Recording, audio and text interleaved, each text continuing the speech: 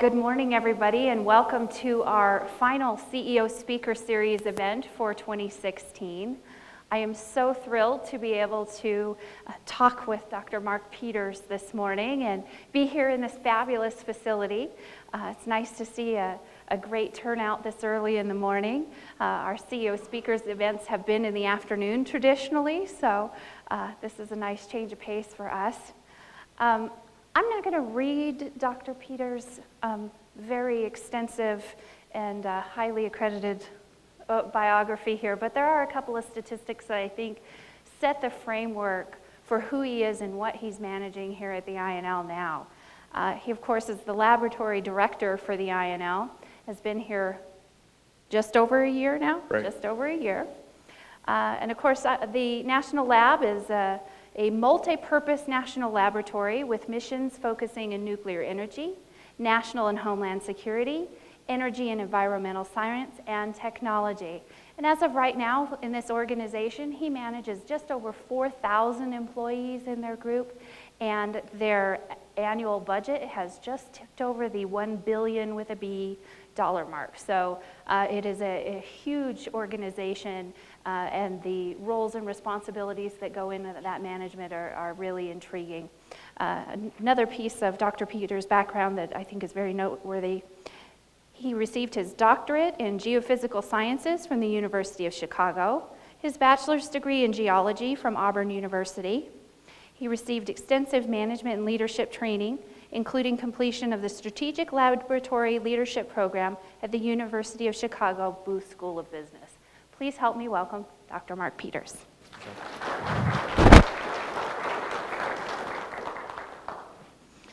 Thank you. Okay.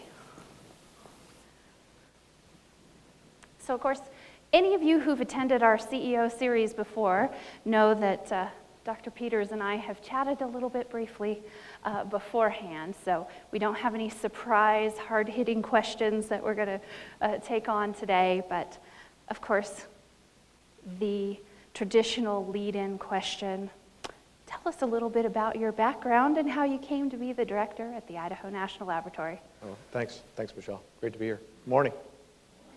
How's everybody? Yeah, good. It's a little early, so I'll try to wake you up a little bit. So let's see my journey, basically. Yeah. Yep. So as Michelle said, geologist by training, bachelor's and then a PhD in geology. And at the time that I finished up my PhD, was married, lovely wife, Anne Marie, who's here in the audience. I was actually thinking that I was on the path to be an academic professor. That was the goal. That was sort of my personal goal, and that was the way we laid out our path. Anne Marie had a very good job, and I was sort of pursuing faculty positions, and took a postdoc working on, and I was telling Michelle this in a smaller group earlier, on meteorites. So that was really cool stuff, very academic, working on chemistry of meteorites, origin of the solar system kind of stuff, right? So that was fun. We have three great kids. We had our first child, a daughter, and sort of that causes everybody to take a step back. And postdoc was a great existence, but you know, what am I going to do when I grow up, kind of thing, right? Was still looking for faculty positions. Things just weren't working out, so we took an opportunity to move from Pasadena, California, over to Las Vegas to work on a project that many of you will recognize, the Yucca Mountain Project. I went to work on the Yucca Mountain Project, which is a nuclear waste disposal project, which actually is kind of why I'm here. That's kind of how I got into nuclear. That's how geologist gets into nuclear. So took a consulting role with a consulting company that's now part of AECOM, which people would recognize that, just for a year or so. A couple years, and then got hired by Los Alamos National Laboratory. And that started my journey through the labs. So I was at Los Alamos, took my first leadership positions there at Los Alamos as part of Yucca Mountain. Took my first career risk and our first sort of risk as a family, and took a 2-year assignment in Washington, D.C. I went to work at DOE headquarters as a science advisor to a political appointee for Yucca Mountain, Margaret Chu, who was the lead of the program at that time. And that was a fantastic personal, professional experience. We loved being in Washington. But then it was go back to New Mexico or do something else. And so I always like to say that people are familiar with INL names. People will recognize the name John Sackett, or at least some of you will recognize the name John Sackett. I worked with a very dear friend, now a dear friend in Washington, who knew John very well. Said, hey, this guy's looking to maybe come back to Chicago. Argonne's on his list. Will you talk to him? So I was hired by John Sackett hired me into Argonne East 6 months prior to Argonne West becoming part of INL. So as I said earlier to a small group, that I was there for that very painful process for Argonne East, where they lost Argonne West to what is now INL. But I'm really glad I'm here now and I have Argonne West, or what was Argonne West. See, sometimes things just sort of come full circle. Had a series of great program positions at Argonne, some senior leadership positions, deputy lab director for science there for 4 years, associate lab director for energy and global security, and then was fortunate enough to get the call to interview, come here, and was fortunate enough to get the job. Well, and I know it's not widely known, but it was something that I thought was a really great situation. You mentioned that your father was also a laboratory director. Yes, so I'm very proud. My father, Len Peters, was lab director at Pacific Northwest, PNL, Pacific Northwest National Laboratory from 2003 to 2008. So I don't advertise this a lot. That's just not me, nor does he, because it's just not him. But I think we're pretty sure we're the first father-son lab director combination. And friends of mine who are historians of this have confirmed that. So yeah, it's kind of a really neat thing. That is. You know, when you're sitting over a glass of wine or whatever, and you talk, and I talk about my day, he gets it, right? Right. You don't have to explain too much. Oh, DUE's doing this, or oh, so-and-so's doing this. Oh, I understand, Mark, I understand. You know. Yeah. It's great stuff. So let's get to the bragging portion of our agenda. What are the wow statistics for INL? Well, I say this every time I talk to audience. Those of you who were here for the holiday reception will hear me say it again. But first wow is that we're creating an energy future and solving national security challenges, and we're saving the world, right? I mean, that's what we're doing. And so the scientists and everybody who comes to work every day is doing that kind of scale work. The wow is, you know, we're growing significantly. We're entering into an uncertain time with administration transition, but I'm confident we'll continue that growth. So as you pointed out, we're back above 4,000, back up $1 billion operating budget. Now, I think 6th largest private employer in the state of Idaho. Bring $136 million back into small businesses. Significant top 10 highest average salary in the state of Idaho. Give over $600,000 United Way this year. Yeah. So you know, we're just, you know, such an important, but you know, just we're a really important part of Idaho Falls, of Eastern Idaho, and of the state of Idaho. And that's a part of this that I really love, is being a part of an organization that's so important in the region. I love to brag about the INL. I'm part of a 3-generation INL employee family, and and I have to say, I told Dr. Peters this morning, but for those of you who live in the Upper Valley and got to experience last night's power outage, I was once again thankful for all of the hard work that INL does to help support the protection of the power grid and those kinds of things. That's what you muse about when you have no power and it's 1 o'clock in the morning. So anyway, thank you for that hard work. Yeah, well, you bet. I mean, you know, just briefly, I mean, you know, of course, we're nuclear energy, right? So we're always thinking about how do you keep nuclear as an important part of our mix, and then what's the next generation look like? How do you manage that stuff called spent fuel and waste that we affects us here in the state quite a bit, actually. And then, like you say, protecting the grid from cyber attack and resilience, and working with Idaho Falls Power to figure out how to partnerships there. And also just thinking about how, say, wind and solar work with nuclear and even clean fossil to develop the future energies. You know, amazing things that we're doing. It's just a great place. So you serve a unique dual role as both the leader of the prime contractor as well as the director of the laboratory itself.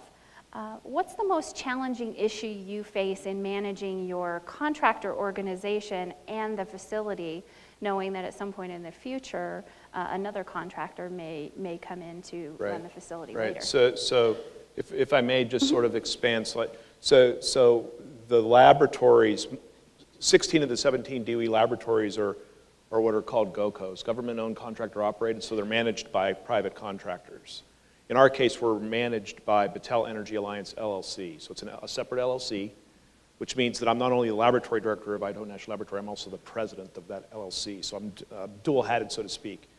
But as we talked about as we were preparing for this, quite frankly, if I serve my role as lab director, I'm doing my job as the president. I don't have to sort of split my brain too much. But there is responsibilities. Battelle Energy Alliance has responsibilities. Part of what we give back to the community is through that LLC versus through INL. Also, I'm accountable to a board, so the LLC has a board. Battelle is the sole contractor so the executive director for lab operations back at Battelle Columbus is the person that I report to. They were just here this week, actually. So I have regular interactions with the board. So I have a board that I'm accountable to as the president. But they're mostly focused on the lab business. The way the contracts work is we go through contracts, and then if they ultimately compete it, we would compete for it, and hopefully continue to operate the laboratory. But the laboratories will periodically change contractors, just like we just changed a contractor on the cleanup side here, and there's orderly transitions associated with that. But I'm optimistic that this LLC will be operating this lab for well into the future. Okay. INL missions include some of the most highly regulated industries in the world. As the director, how do you determine the best steps forward for the lab? The regulations there, we're not only self-regulated by DOE, there's also the nuclear industry in general. While we're not regulated by the Nuclear Regulatory Commission, as we interact in the nuclear energy world, the NRC is an important part of it. Look, the rigor that we have to operate this laboratory is really important. And first and foremost, you have to surround yourself with really great people. That's the first thing I would say. So I've got a great team. I mean, I'm jack of all trades, master of none, I like to say. And I think that's the role that I'm in. But it is highly regulated. This laboratory has had in the past some ups and downs related to how we've operated. But safety's got to be, it's my number one priority. Managing the facility safely, taking care of the people, but also the people taking care of each other. So there's a cultural component to this that's really important, but also just having great people and more importantly, the processes and procedures in place to make sure we make it work well. I think we're headed into a really good place there. It's not perfect, but we're headed in a good direction there. But it's a challenge. This isn't just about doing science. It's about, I like to say, great safety breeds great science. You better focus on making sure everybody's safe, or else you're not going to get to do the good science. What's the biggest mistake you've made in business, and what did that experience teach you? Yeah, I would say from a personal perspective, let's talk about mentoring for a minute. Sure. So I was very fortunate in my career to have as many of you out there, you've had probably people who you've looked at have been great mentors for you. When I sort of count up the people who I've worked for, who have been my mentors, I sort of always carry around in my head four people who've been really important to my career. But the mistake I made early in my career is that I tried to be like them when I went into the management role. I said, well, since they're mentoring me and they seem to be doing well, and I responded to their style, maybe I should actually manage just like them. And the first guy I worked for, wonderful, wonderful man, but he had a real different style. Just to paint a picture: cowboy boots, chewed tobacco. That's not me, right? Wonderful man. But he had a very kind of, a strong style, I guess, accountable, kick butt, take names kind of guy. And not that I don't hold people accountable, but it's just not me to go in and sort of put my cowboy boots up on the desk and act that way, right? And there was a period of time where I found myself almost feeling like I needed to act that way. You got to be yourself. You know, learn from your mentors, but be yourself. So the mistake I made early was trying to perhaps sort of, it was a lack of maturity at the time, trying to be like that mentor. But also don't be afraid to pick different mentors. And also make sure they're diverse in terms of their perspective, not just in terms of their gender. I was very fortunate. Of the four, two were women who I worked for, which I think really, really helped me a lot. I didn't consciously just go out, I got to find two women to mentor me. It was just, I learned so much from them by their management style. But you take a little bit from each one, but you got to be yourself. What sets the INL apart in the nuclear industry? Well, we're the lead research arm of the nuclear industry, I would say. So industry relies on us for the more basic and even applied research. But what the beauty of the INL is that we do the research at the bench, but we can also develop it and even demonstrate it because we have the site. So the INL is very unique because of the site, very unique because of the site. Other labs just don't have that 890 square miles sitting so close by to be able to actually take things from the bench all the way up to building something at the site and testing it, even breaking it, to understand how it will perform. So that's a really unique capability. But the nuclear industry looks to us for the fundamental and applied research that allows them to think about what's next. That's us. You mentioned in your comments the other night about cybersecurity issues as well, and how the INL is really who the world looks to when they've got those kinds of issues. Right. Yeah, so I mentioned the other night, for those of you who are here, so the Ukraine, you may have read that the grid in the Ukraine was attacked basically a year ago. And when it was attacked, it was hacked by us. It wasn't necessarily, apparently, the tools that they used to get in weren't that sophisticated, but the campaign and the persistence that they had was very, very striking. But when Ukraine called the U.S. and said, who can come in and help figure this out, they called INL. So we sent a couple experts over as a small team to help figure that out. But more broadly, you'll hear the word industrial control systems. Little controllers that sit in everything from the grid to a military vehicle, to an aircraft carrier tank, you pick it, your phone. Those are the most vulnerable part of a system to a cyber attack. And we're world leading in understanding how to protect those systems. So therefore, DoD, DOE, utilities, all kinds of people are interested in what we do here. So part of building these new buildings that we're talking about out back here because of that growth in that area. But so it's grid, it's everything. So like you said, the resilience of the grid, you lose power here. As the mayor knows, you lose power here, you get a lot of phone calls, right, Mayor? Yeah, yeah. And so how do we figure out how to continue to push the grids to be more resilient against cyber attack, but also just failure? So all that's important. We do all that. Okay. What's the most important business principle in your organization? First and foremost, integrity. I tell my people that all the time. You have to operate with integrity, but excellence. And also collaboration. I have no tolerance for people not collaborating and partnering. We need to do that. We need to do that more. Those would be the things that I would focus on. Speaking of partnering and collaborating, we give all of our CEO speakers their bragging question, and then I always have to have a self-serving chamber question in here too. But BEA, as well as many of the INL subcontractors, are members of the local Chamber of Commerce.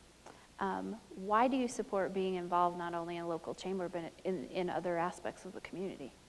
Oh, it's so important for us. Well, first and foremost, the community is tremendously supportive of the laboratory. That's the first thing. We feel the support. It's tremendous. And so we absolutely have to give back to the community. But we don't do what we do without engaging small businesses and the businesses in the community. We just, and arguably, we could do better at it, actually. And so, I mean, we just had a forum last week or the week before with small businesses here in the area to try to be more transparent about the opportunities here at the laboratory. And we're doing another one in Boise in mid-January. I wasn't able to be at the one here, but I'll be at the one in Boise in mid-January. But you've absolutely got to be a partner in this. I mean, what we're doing is really complex, large complex, and you have to partner with businesses in the region. But I just can't say enough about how important it is for us to give back, because laboratories, national laboratories, need the support of the city and the region that we're in, and we have that support, and so we owe that back. Who's your business role model? Can I have a few? You can have as many as you want.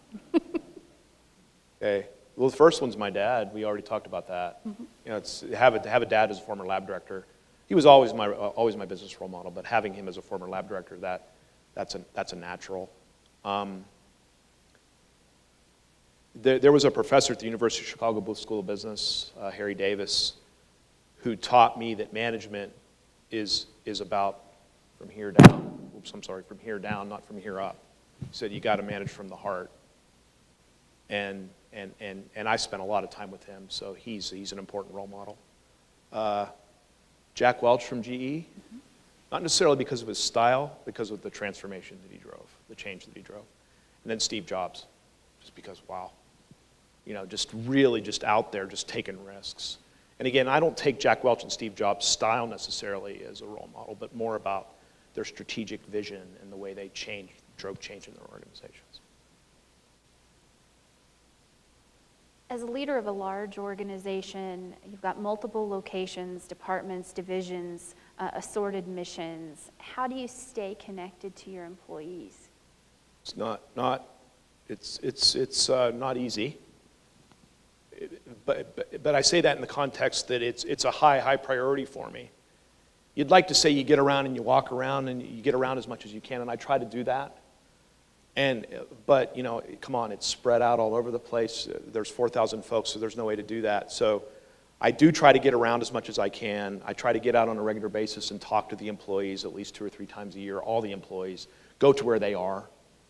So I give the same presentation and set of interactions 8 times over 2 days, for example, just to get out where they are. That helps.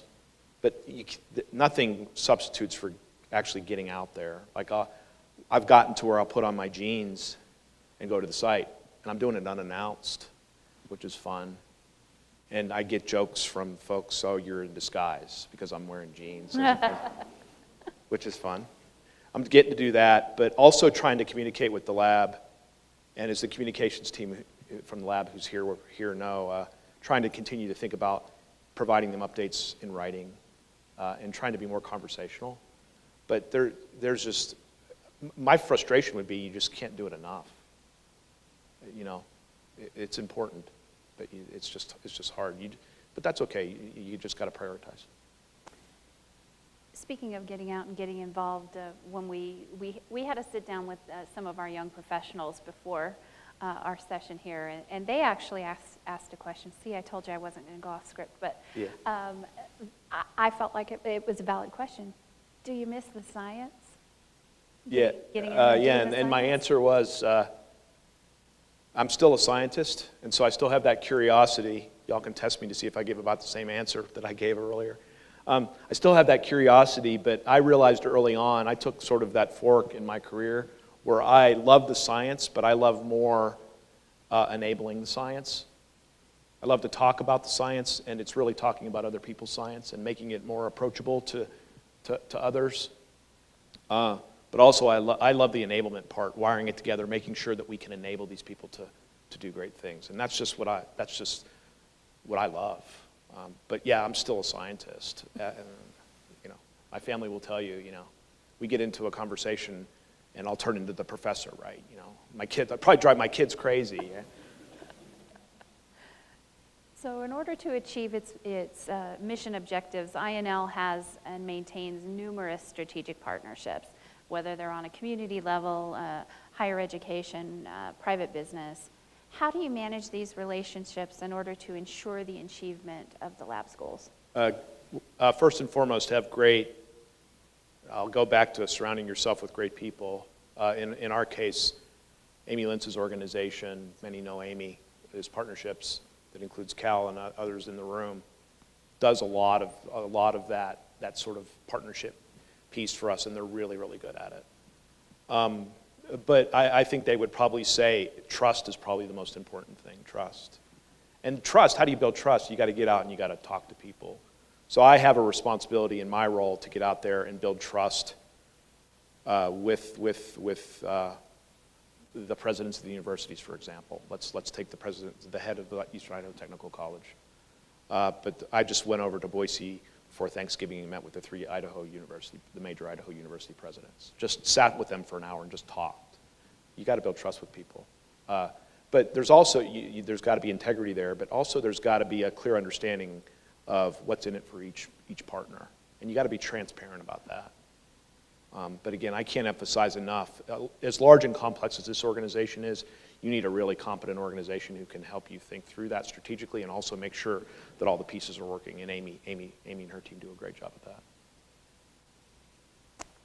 What experience do you believe helped you grow most as a leader? That's a good question. I don't remember you asking me that one during the... Yeah, I'm just kidding. I'm just kidding. No, I would say, I'm kidding. I would say, the first thing I would say is that somebody took me early in my career and put me into a line position at an early stage. I was in my early 30s, no formal management training, had never managed a person, and they threw me in and said it was basically sink or swim. And I managed to swim, but I learned a lot by that about how to manage people, how to bring people along to your vision. But then the opportunity where I really grew, and I think why I'm sitting here today, is when I took that chance in that DC assignment. DC, I learned so much there about how to manage, how to lead. DC is an incredible place. Sometimes if you go there and you get sucked in, and you got to be careful about not wanting to stay there the rest of your life. But you got to get out, right, and go out. But it was a wonderful experience, and I think it transformed my career. When you need advice, who do you turn to? My wife. Yeah, smart, right. Always gives. You married up then? Definitely. She'll kill me for saying this. Smarter than me. University of Chicago undergrad, smarter than me, definitely. Northwestern MBA, he's got really, really smart, great advice, great partner. She took, by the way, all these chances that I took. You don't do that without a partner. Very true. What's the best risk you ever took? I'll go back to DC. Yeah, we took a personal risk. Emery and I took a young family and moved them to Washington, and it ended up being a good experience, I'd say, huh? But it was a risk for our family, but it was also a risk for me because I gave up the line position. I got out of the line and went into a straight advisory role. I no longer manage people, so I was sort of, it's traditional hierarchy. Manage 20 people, manage 40 people, manage 4,000 people. I went manage 20, manage 80, managing no one. So it was a little bit of a convoluted path, but it gave me that Washington experience that some in the room will understand. You get in my role, if you have that experience, it helps you get there. So it was a big personal and professional risk, but it worked out. If you could start over knowing what you know now, what would you do differently? Professionally? Or nothing personally. However. Nothing personally. It's been a great journey. Professionally, I love what I'm doing. I'm having a blast. This is what I wanted to do, so I'm having a great time. You didn't ask me what I would do if I wasn't a lab director, but let's go there. Okay, let's do it. Yeah, so this was in the teaser, I think. General manager of an NFL football team, that's what I would do. No kidding. So some of what I do today, I think, actually would translate. You gotta draft great people. You got to bring them together as a team, and you got to go win, right? But being around football every day would just be like nirvana for me. And when we talked earlier, I was hopeful the Bears were going to be good. I haven't gotten the call yet. The Bears are awful this year. But I haven't gotten the call yet. Adam Pace is a really talented young general manager, but if they give me a call, we may. You're ready? Yeah, I'm ready. You're ready to be that Yeah. backup general manager? I'm ready to be the backup, and if I go back, I don't think I can keep Jay Cutler anymore. I just can't do it. Could you bring back the Bears in the Super Bowl shuffle? Yeah, right. That's I'm dating exactly right. myself a little bit, Yeah, but that's you know. right. No. So what advice would you give to small business owners looking to grow? Partner. Just being small business, you're already taking risks, right? I mean, that's a really hard thing to have a small business. But partner and force people like us to be more transparent about the opportunities. That's what I would say. You know, and you're doing that, and so we're responding. But I mean, I think larger businesses have to do more to help small businesses come along, I would say. So be forceful, be proactive. What advice would you give to a young professional with aspirations of one day leading an organization in the future? Let's go back. Don't be afraid to take a chance, take a risk.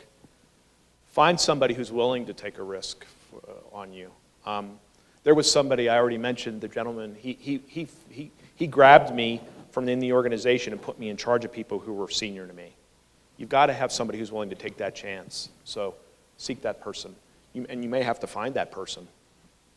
But if they're good, they'll find you.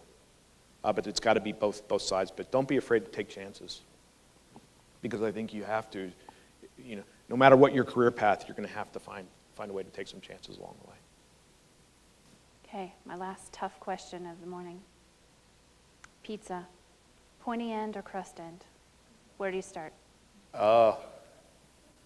Pointy. Traditionalist, I like it. Traditionalist, I like it. yeah, pointy for sure. Well, at this point, we are going to open up our format into some audience questions. Do we have anybody that's got a burning question, place to start? Oh, I see. This is the challenge with the whole, 8 o'clock in the morning thing. I haven't quite had enough coffee yet. No questions at all for me? Yes, ma'am. There's Sarah. Sarah.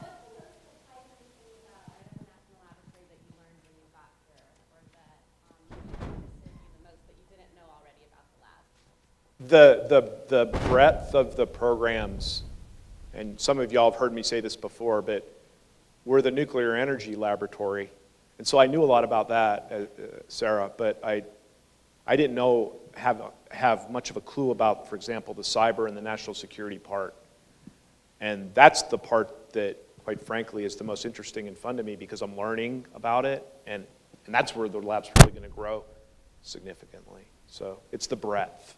I thought, it's the nuclear lab, and that's going to be great, but it's actually much more than that. So that was the surprise. Other questions? Yes, sir?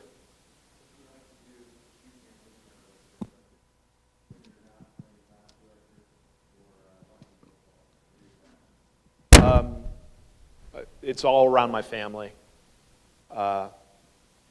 We like the water, so we're talking about boats and such. Like the snow. The family's more into this. I'm not as good a skier, but I'm gonna give it the old college try. But the wife and the kids will be doing a lot of skiing, and I'll be up there with them, chasing them around or trying to keep up. But a lot of outdoor stuff. Our youngest daughter is active in sports, hockey, and other things. So there's a lot of car time driving to hockey tournaments, which we love. So yeah, but it's all around family and trying to balance. I work a lot, but trying to balance family. But there's a lot of football watching going on, for sure. Yes? Natalie, go ahead, and then. I'm Natalie Hubbard from the iTech Foundation. Good morning, sir. I know. Many leaders I've met in the community, one thing I love to know is what their personal mission statement is. What my personal mission statement is? Oh, wow. I hate to say you reuse it, but change the world. Yeah, I really feel like I have the opportunity working with this team to really change the world. But do it with integrity, do it with style, and care about people. Jesper? You mentioned growth sorry, I lost my focus. You mentioned growth for the laboratory as something that's happening and that is Right. part of the future. And you also talked a little bit about how you feel support from the community. But I'd like to kind of combine those two and ask, what are your aspirations for things that you'd like to see happen in the future, and what would you like to change for the better in our community or in our relationship with the laboratory, or what kinds of things are on your to-do list? Yeah, well, I mean, the first thing I would mention is growing this campus, continuing to grow this campus. This is a great campus, but as you're aware, we're in the process of trying to secure bond authority from the state to build 2 new buildings right back here. Continue to grow that campus, connecting this side with the other side. There's a railroad track running through that's challenging, but continuing to make this campus, building this campus will allow us to continue to grow as a laboratory and attract the next generation. I mean, working in facilities like this really gets young people excited.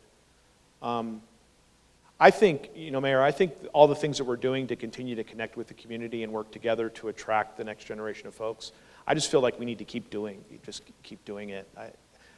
I was asked earlier, what else would I do? I mean, all the things that we're doing, bringing a community college here, that's a priority for you, it's a priority for us.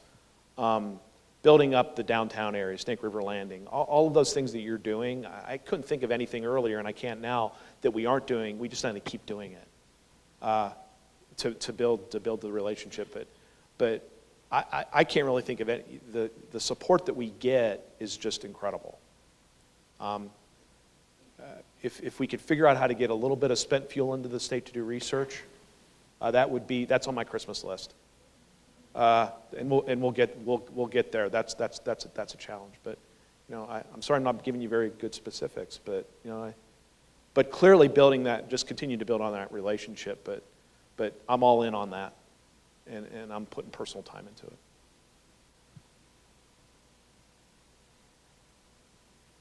Any other questions? Yes, sir. What are the biggest challenges that you see the lab facing going forward, say 5-10 years down the road? Yeah, you bet. The constant challenge, I'll call it risk, is we talked a little bit about the fact that it came up in the context of regulated environment, but we do hazardous stuff. We deal with hazardous materials. So just making sure everybody goes home safe every night is the sort of overarching risk, and that's the one that you get that call in the middle of the night, somebody's hurt, and then sometimes I do. That's one. I mentioned spent fuel. If we're the lead nuclear energy laboratory and we can't bring small amounts of material in to do research, over 5 to 10 years, that gets to be really problematic. So that's probably my biggest sort of overarching enterprise risk.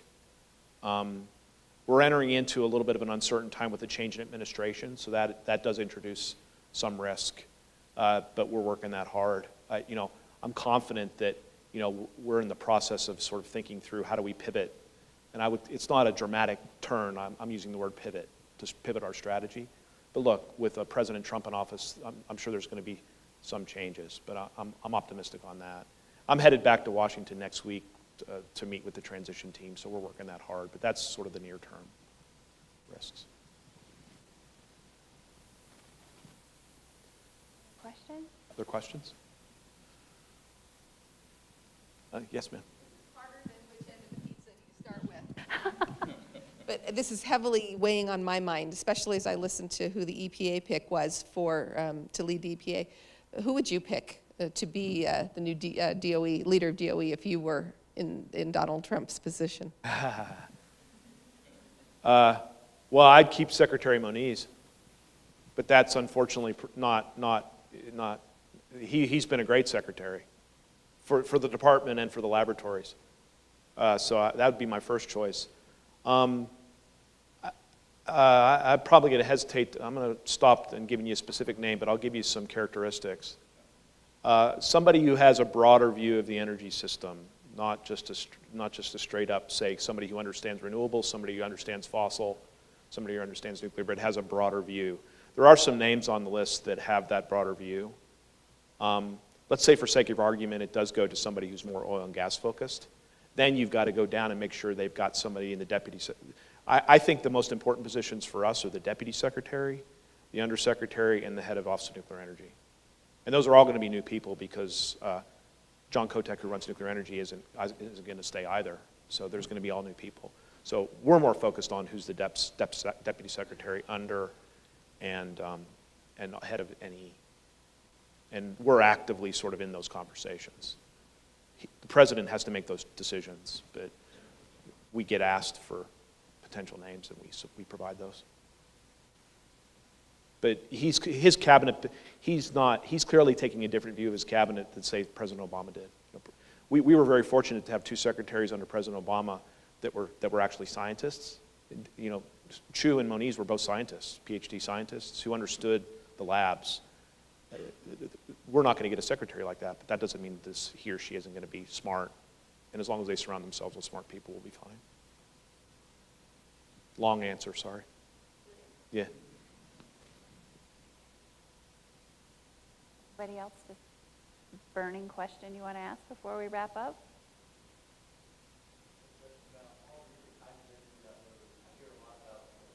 Renewable energy, green energy, and just wanted to know a little bit more about the future of nuclear energy and kind of where you see that going in our country, and if we'll see more energy coming from nuclear. So nuclear is green energy first, I'll say that, right? 63% of emissions-free energy today comes from nuclear. So it doesn't emit greenhouse gases, by the way. So yes, it has spent fuel. Every energy source has a downside, by the way. There's no free lunch, as they like to say. Future nuclear. So there's a current fleet that's producing 19% of the current electricity. There are parts of the fleet that are under some economic pressure, but that will be sustained. But I think the future is still very bright domestically. I think you're still going to look by 2050 at significant growth in the production of nuclear energy because it's affordable, it's safe, it's secure, and also it's clean in the sense that it doesn't emit greenhouse gases. And I think, politically, whether climate change or not climate change, look, we've got to figure out how to stop emitting greenhouse gases into the atmosphere. We're running an experiment we don't understand, so nuclear's got to be a part of that. It isn't just sustaining the existing fleet. There's a lot of excitement about next generation reactors as well that we're working on, and I think those are going to start to come online. But what I would say is it's the global picture that you got to think about. Nuclear is expanding globally. And so what is the U.S. role in that? Even if we don't expand domestically, we're going to have to be an important part of making sure that the technologies that get built in other countries are safe. And so there's an opportunity for us to develop the next generation of reactors and the value chain to build those here. Even if they don't all get built here, they get exported. That's still a good thing. So that's kind of the picture that's emerging. And back to sort of transitions into Trump, I'm practicing my speech a little bit. How's it sound, I guess, is the question. But that's the idea, right? It's about national security. It's about a secure world as well. It's not just about addressing greenhouse gas emissions. It's also about creating a secure world. And nuclear is going to expand. It's going to expand. And so the U.S. needs to be in leadership in that. That's kind of the general picture.